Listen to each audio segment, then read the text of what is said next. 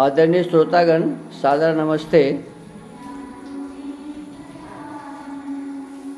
जैसे कि मैं आप लोगों से निवेदन कर रहा हूं कि वैसे तो संपूर्ण भारतवर्ष में चंगाई सभा के नाम पर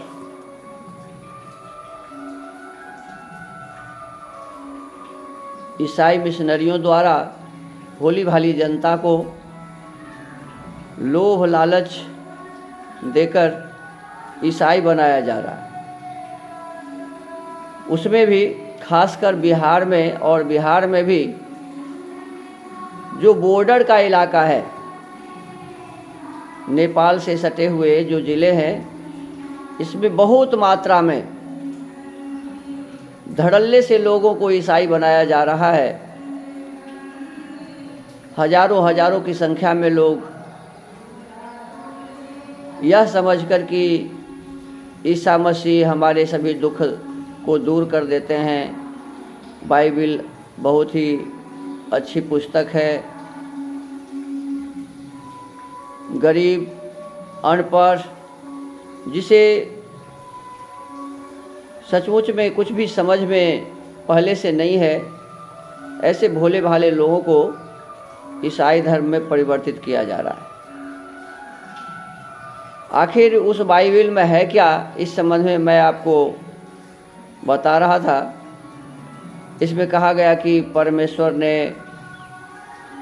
पृथ्वी बनाई, आकाश बनाया, और वह पृथ्वी आकार रहित थी, उसका कोई आकार नहीं था। महासागर में अंधकार था, महासागर तो बनाया भी नहीं, और उस पर अंधकार छाया हुआ था।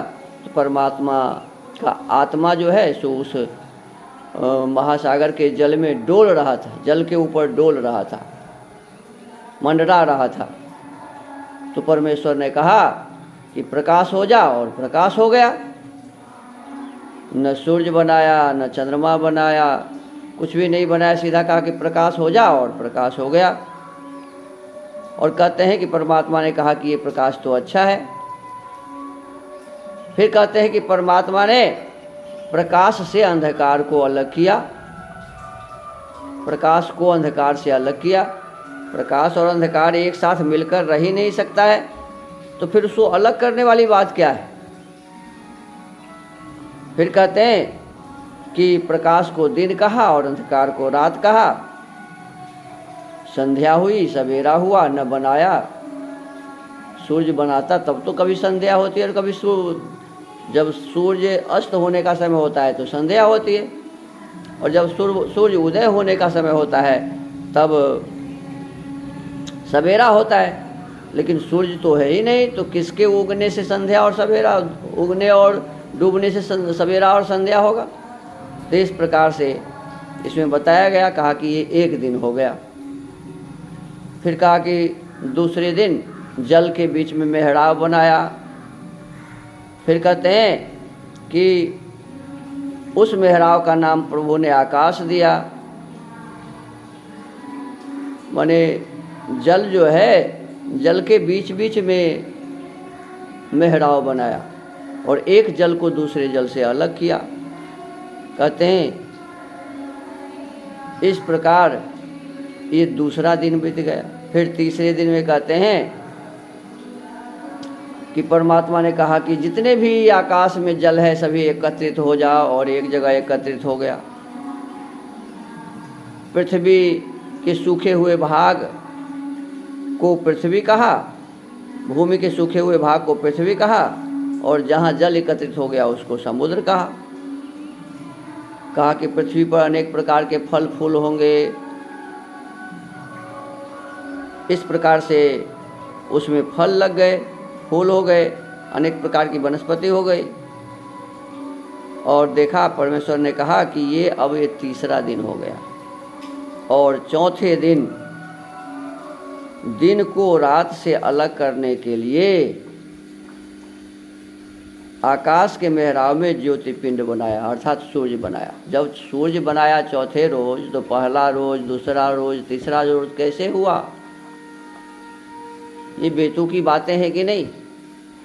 समझ से परे है ये सब बात। और इस बात को कहते हैं कि ईश्वर की बातें हैं, बाइबल बहुत अच्छी पुस्तक है, सभी ईसाई बन जाओ। फिर कहा कि चंद्रमा भी बनाया, रात को प्रकाशित करने के लिए चंद्रमा को बनाया और दिन को प्रकाश करने के लिए सूर्य को बनाया। परमेश्वर ने 2 विशाल ज्योतिपिंड बनाए। जो अधिक शक्तिशाली था उसे दिन का राजा बनाया, शासक, और जो कम शक्तिशाली था उसको रात का शासक बनाया। और कहते हैं कि इस प्रकार से परमेश्वर का ये 4था दिन भी बीत गया। अब जब सूर्य बन गए, चंद्रमा बन गए, तो अब 5वें दिन में प्रवेश करते हैं। कहते हैं कि परमेश्वर ने कहा, समुद्र जीवित जलचरों के झुंड उत्पन्न करें। अरे जैसे ही समुद्र है, पानी है, तो उसके भीतर में तो जलचर प्राणी होंगे ही। तो कहते हैं पृथ्वी पर समुद्र जीवित जलचरों के झुंड उत्पन्न करे था। पक्षी पृथ्वी पर आकाश के मेहराब में उड़े,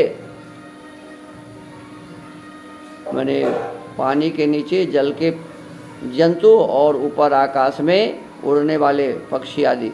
अतः परमेश्वर ने बड़े बड़े जल जंतुओं और जीवित जलचरों को जो तैरते हैं और जिनसे समुद्र भर गए हैं उनकी जाति के अनुसार उत्पन्न किया। उसने सब पक्षियों को भी उनकी जाति के अनुसार उत्पन्न किया। परमेश्वर ने देखा कि वे अच्छे हैं। अब देखो, अभी ये कह रहे हैं कि जो कुछ भी परमेश्वर ने बनाया वो अच्छा था। परमेश्वर ने उन्हें यह आशीष दी, फूलों फलों और समुद्रों को भर दो, पक्षी भी पृथ्वी में असंख्य हो जाएं। संध्या हुई, फिर सवेरा हुआ। इस प्रकार 5वां दिन बीत गया। 5वें दिन में पक्षी को बनाया, जलचर पर जीवों को बनाया। अब 6ठा दिन में कहते हैं कि परमेश्वर ने कहा, पृथ्वी जीव जंतुओं को उनकी जाति के अनुसार उत्पन्न करे, अर्थात प्रत्येक की जाति के अनुसार पालतू पशु, रेंगने वाले जंतु और धरती के वन पशु। ऐसा ही हुआ। जितने भी जीव जंतु हैं पृथ्वी पर सभी बन गए। परमेश्वर ने धरती के वन पशुओं, पालतू पशु और भूमि पर रेंगने वाले जंतुओं को उनकी जाति के अनुसार बनाया। परमेश्वर ने देखा कि वे अच्छे हैं। जिसको भी बनाया सभी को परमेश्वर कहते हैं कि ये तो अच्छे हैं। परमेश्वर ने कहा, हम मनुष्य को अपने स्वरूप में अपने सदृश बनाए। अब देखो, परमेश्वर का स्वरूप क्या है। परमेश्वर के स्वरूप के बारे में तो कहा कि प्रकाश स्वरूप, सत्य स्वरूप, निराकार। तो निराकार परमेश्वर का कोई स्वरूप तो है नहीं, कोई रूप तो है नहीं। तो मनुष्य को तो बनाया, तो कहते हैं कि ये अपने स्वरूप में बनाया। यदि अपने स्वरूप में बनाया तो मनुष्य भी निराकार होता, लेकिन मनुष्य तो साकार है, ये इसका रूप है। कहते हैं कि परमेश्वर ने कहा, परमेश्वर ने देखा कि वे अच्छे हैं। परमेश्वर ने कहा, हम मनुष्य को अपने स्वरूप में अपने सदृश बनाए और समुद्र के जलचरों, आकाश के पक्षियों, पालतू पशुओं, भूमि पर रेंगने वाले जंतुओं और समस्त पृथ्वी पर मनुष्य का अधिकार हो। संसार में जितने भी पदार्थ हैं सब पर मनुष्यों का अधिकार हो। अतः परमेश्वर ने अपने स्वरूप में मनुष्य को रचा। इसमें लिखा हुआ है कि जैसा ईश्वर है वैसा ही मनुष्य को रचा। तो जैसे मान लीजिए हम मनुष्य हैं, हमारे आँख हैं, नाक हैं, कान हैं, पैर है, हाथ है। तो इसका मतलब है कि ईश्वर का भी आँख, कान, नाक, हाथ, पैर है। ईसाइयों के ईश्वर का हमारे पास जितने भी चीज़ हैं सब उसके पास है। जैसे हम हैं वैसा ही ईश्वर है, ऐसा ये कह रहा है। ईश्वर ने अपने स्वरूप के अनुसार मनुष्यों को रचा। इसका मतलब जैसा ये मनुष्य है वैसा ही ईश्वर है। तो ईसाइयों का ईश्वर ऐसा ही है, हाथ पैर आँख कान नाक वाले। परमेश्वर ने अपने स्वरूप में मनुष्य को रचा। परमेश्वर के स्वरूप में उसने उन्हें नर और नारी बनाया। अब परमेश्वर न तो स्त्री है और न पुरुष है, लेकिन कहते हैं कि परमेश्वर ने अपने स्वरूप में नर और नारी बनाया। तो परमेश्वर तो एक ही है, वही परमेश्वर नर भी है, वही परमेश्वर नारी भी है। ऐसा कैसे है? या तो वो नर होगा या नारी होगा, या दोनों में कोई नहीं होगा।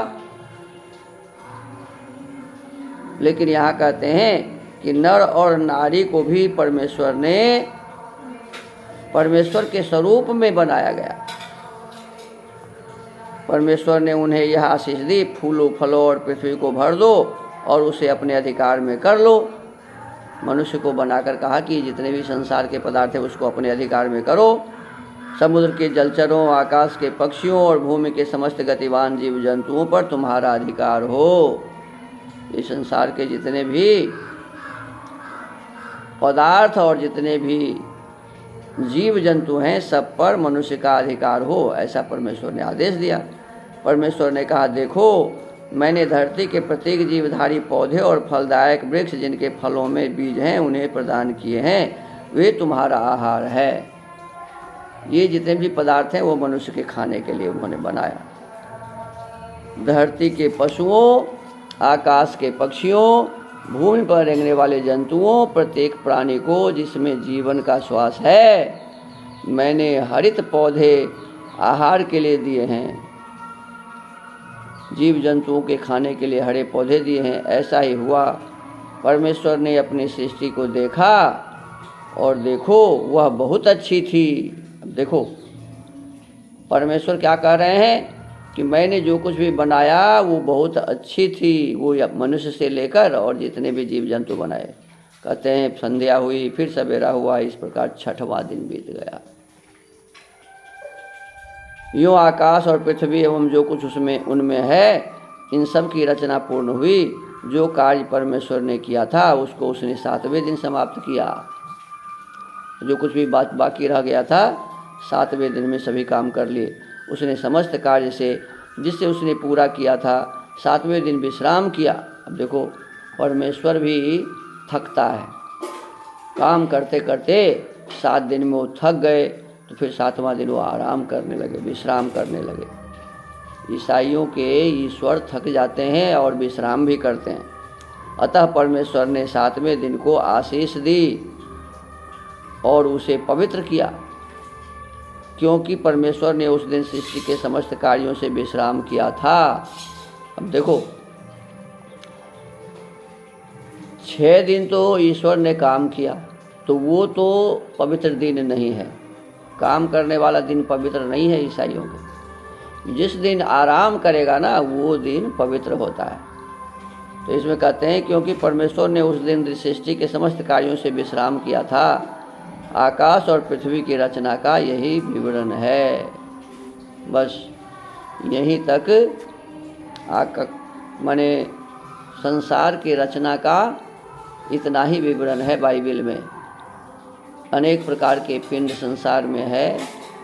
इस पिंड को कैसे बनाया गया, किस पदार्थ से बनाया गया, कहाँ से वो पदार्थ लाया, कैसे इसमें गति उत्पन्न हुई, इस सब के बारे में कुछ भी पता इस ईसाइयों के ईश्वर को नहीं है। क्या होता है इलेक्ट्रॉन, क्या होता है प्रोटॉन, सत्व रज तम क्या होता है,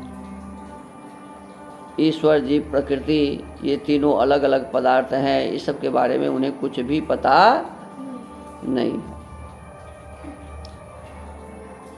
अब कहते हैं कि अब जब वो मनुष्य की भी रचना कर दी तो मनुष्य की रचना का वर्णन फिर अलग से करते हैं। पहले तो लिख दिया कि अपने स्वरूप में मनुष्य को बनाया, लेकिन अब नया से फिर कहते हैं कि मनुष्य की उत्पत्ति का दूसरा वर्णन। पहला वर्णन तो हो गया कि मनुष्य अपने स्वरूप में मनुष्य को बना दिया, स्त्री को भी बनाया, पुरुष को भी बनाया। अब कहते हैं प्रभु परमेश्वर ने पृथ्वी और आकाश को बनाया।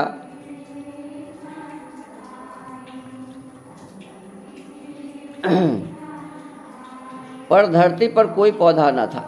कहते हैं कि पृथ्वी और आकाश को तो बनाया लेकिन धरती पर कोई पौधा नहीं था। तो पहले तो लिख दिया कि वो पृथ्वी को कहा कि इसमें सब कुछ हो जाओ और हो गया। फिर उसको कहते हैं कि धरती पर कोई पौधा न था, वनस्पति भूमि में अंकुरित न हुई थी, क्योंकि प्रभु परमेश्वर ने पृथ्वी पर वर्षा न की थी। अब देखो अब पृथ्वी बना दिया, पहले ही कह दिया कि उस पर सब कुछ उग जा और उग गया। अब कहते हैं कि पृथ्वी में वर्षा नहीं हुई थी, इसीलिए वनस्पति अंकुरित नहीं हुई थी, क्योंकि प्रभु परमेश्वर ने पृथ्वी पर वर्षा न की थी और भूमि की जोताई करने के लिए मनुष्य न था। और बिना जोते भी पृथ्वी में अनेक प्रकार के पौधे होते हैं। पहाड़ को जाकर के देख लो, पहाड़ को कौन जोतता है जाकर? अनेक प्रकार के पौधे हैं कि नहीं। जंगल में चले जाइए, जंगल को कौन जोतता है? और बड़े बड़े विशाल विशाल वृक्ष हैं वहाँ। कहते हैं भूमि की जुताई करने वाले मनुष्य न था। कोहरा धरती से ऊपर उठा और उसने भूमि सींच दी। तब प्रभु परमेश्वर ने मनुष्य को भूमि की मिट्टी से गढ़ा। कहते हैं कि आदमी को कैसे बनाया? तो कहते हैं भूमि में से वर्षा होने के बाद भूमि से मिट्टी लिया और उस मिट्टी से मनुष्य को गढ़ा, अर्थात मनुष्य को बनाया। मनुष्य को भूमि की मिट्टी से गढ़ा माने बनाया, तथा उसके नथुनों में जीवन का श्वास फूंक दिया। मिट्टी को उठाया और ये मनुष्य को बना दिया और उसमें श्वास चलने लगा, श्वास फूंक दिया। ये जो मिट्टी है पृथ्वी, इस मिट्टी को लेकर के कोई आदमी मनुष्य जैसा बना दे और उसमें श्वास फूंक दे, ये काम परमेश्वर ने किया। हमारे कुम्हार भाई तो इतना सुंदर सुंदर मिट्टी का बनाते हैं, बहुत सुंदर सुंदर मूर्ति बनाते हैं। एक ही बात है कि उसमें प्राण नहीं फूंक पाते, लेकिन बना तो वो भी लेते हैं मिट्टी का मनुष्य। मनुष्य एक जीवित प्राणी बन गया। प्रभु परमेश्वर ने पूर्व की ओर अदन में एक उदयान लगाया। अब देखो, अब इसमें कहते हैं कि पृथ्वी के पूरब में, अब पृथ्वी के का पूरब किधर था? पृथ्वी तो गोल है, लेकिन ये सीधा इसमें लिखा हुआ है कि प्रभु ने पूर्व की ओर। अब कहाँ थे वो, कहाँ से पूर्व की ओर, ये नहीं लिखा। परमेश्वर तो सर्वव्यापक है, तो सर्वव्यापक परमेश्वर ने पृथ्वी के किस छोर से पूरब कह रहा है, इसकी कोई पता नहीं है। सीधा कहते हैं परमेश्वर ने पूर्व की ओर अदन में, अदन यहाँ कहते हैं स्वर्ग को, अदन में एक उद्यान लगाया, माने एक बगीचा लगाया, और वहाँ मनुष्य को जिसे उसने गढ़ा था नियुक्त किया। अब देखो, मनुष्य था नहीं और पूरब की दिशा में एक बाग परमेश्वर ने खुद लगा दिया।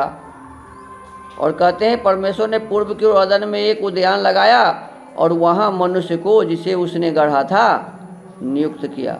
बाग भी परमेश्वर ने ही लगाया, ऐसा लिखा हुआ है। मनुष्य बाग लगाए ऐसा नहीं लिखा है। परमेश्वर आकर के बाग बगीचा लगाते हैं क्या? और उस बाग में मनुष्य को नियुक्त कर दिया कि इसकी रखवाली करो। अब कहते हैं कि प्रभु परमेश्वर ने पूर्व की ओर अदन में एक उद्यान लगाया और वहाँ मनुष्य को जिसे उसने गढ़ा था नियुक्त किया। प्रभु परमेश्वर ने समस्त वृक्षों को जो देखने में सुंदर थे और आहार के लिए उत्तम हैं भूमि में उगाया। बाग लगा दिया तो उस भूमि में कहते हैं कि खाने पीने वाले जितने भी फल थे उसको उगाया। उसने उद्यान के मध्य में जीवन का वृक्ष, अब एक ऐसा भी वृक्ष लगाया उस बगीचा के बीच में जो जीवन का वृक्ष जिसे कहते हैं, जीवन का वृक्ष था, तथा भले बुरे के ज्ञान का वृक्ष उगाया। माने जीवन का वृक्ष का मतलब है कि यदि उसका फल आदमी खाता है तो ये पता चल जाता है कि ये अच्छा है और ये बुरा है। अब आगे कहते हैं कि एक सरिता उद्यान को सींचने के लिए अदन से निकली। अब वो अदन कहते हैं स्वर्ग को, स्वर्ग से एक सरिता माने नदी निकली।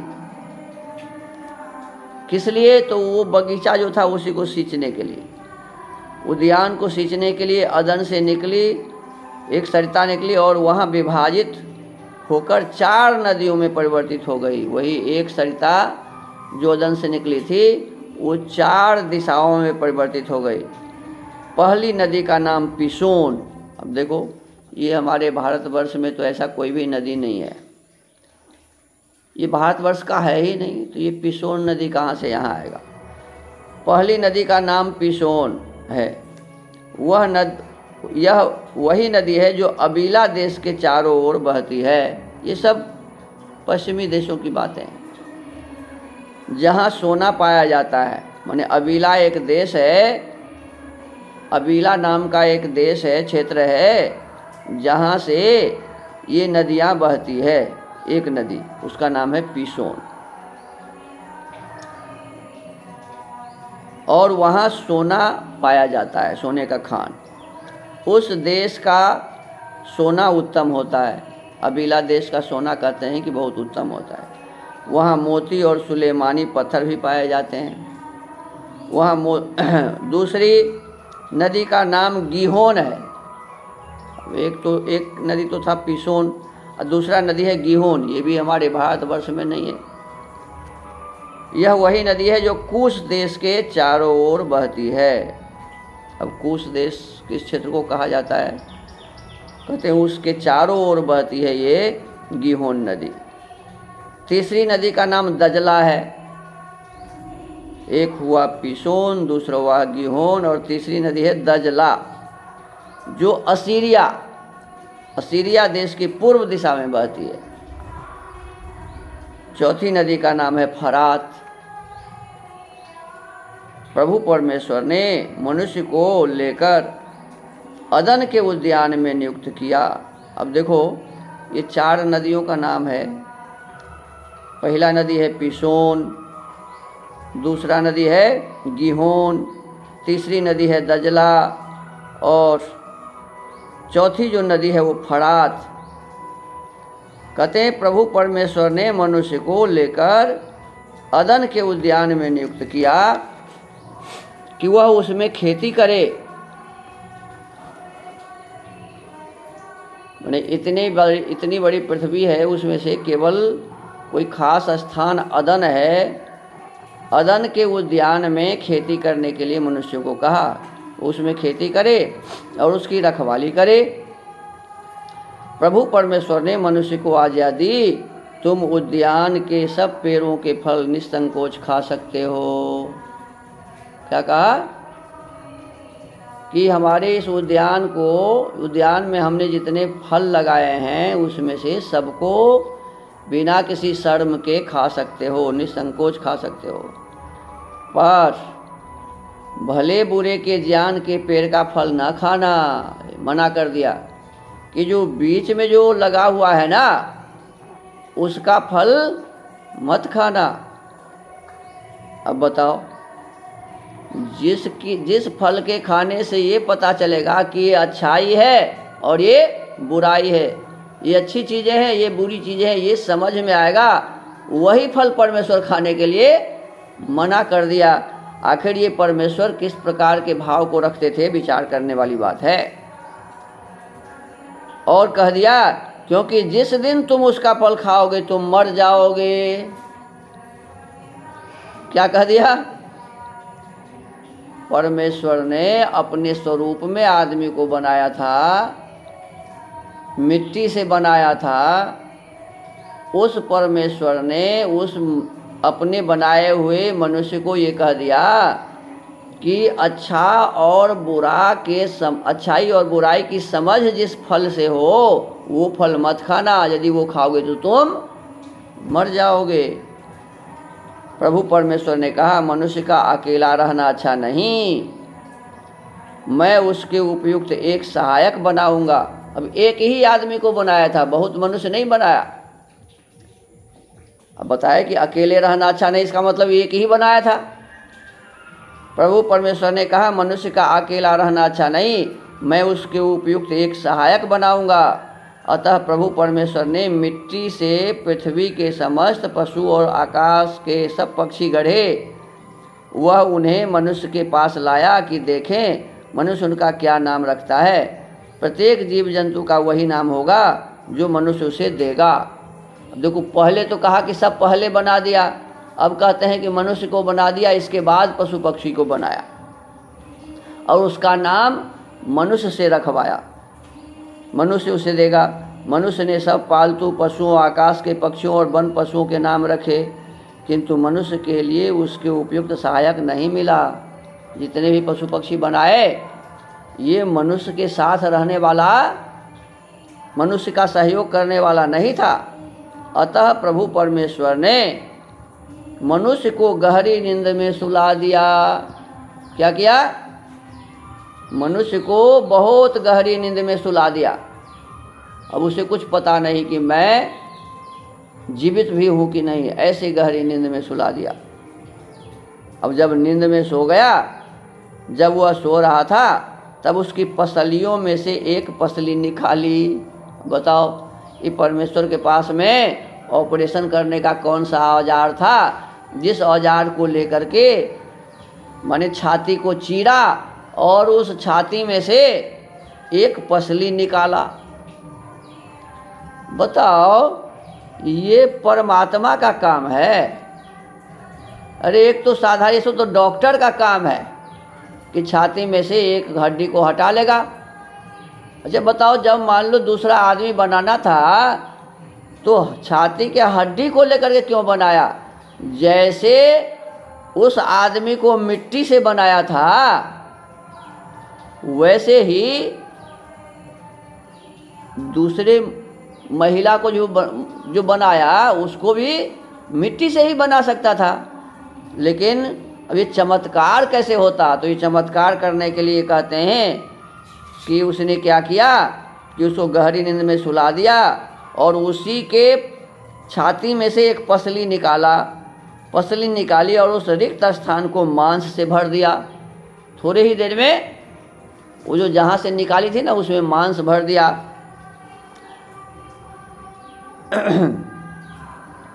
प्रभु परमेश्वर ने उस पसली से, जिसको उसने मनुष्य में से निकाला, स्त्री को बनाया। पुरुष को बनाया मिट्टी से और स्त्री को किससे बनाया? मनुष्य के, पुरुष के जो पसली था, पसली कहते हैं छाती में जो हड्डी है ना जी, इसका नाम है पसली। तो उसमें से एक पसली को खींच लिया और इस पसली से स्त्री को बनाया। तो देखो, मनुष्य को तो अपने जैसा बनाया, लेकिन स्त्री को कैसा बनाया? पसली जैसा बनाया।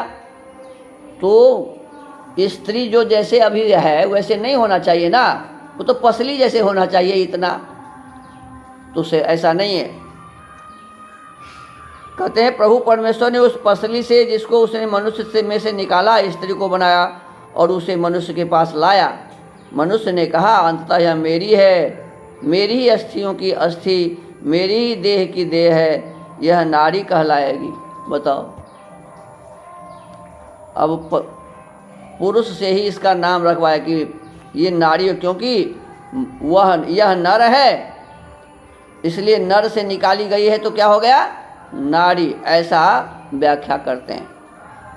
इसलिए पुरुष अपने माता पिता को छोड़कर अपनी स्त्री के साथ रहेगा। बताओ, माने क्या कह रहा है कि कोई भी पुरुष अपने माता पिता को जो छोड़ देता है और पत्नी के साथ अलग रहता है, इसका कारण ये बताता है कि पुरुष के छाती में से हड्डी निकाल करके, पसली निकाल करके और महिला को बनाया गया है। इसीलिए महिला पुरुष के साथ रहती है और अपने सास ससुर के साथ नहीं रहती। ये कोई तर्क है क्या?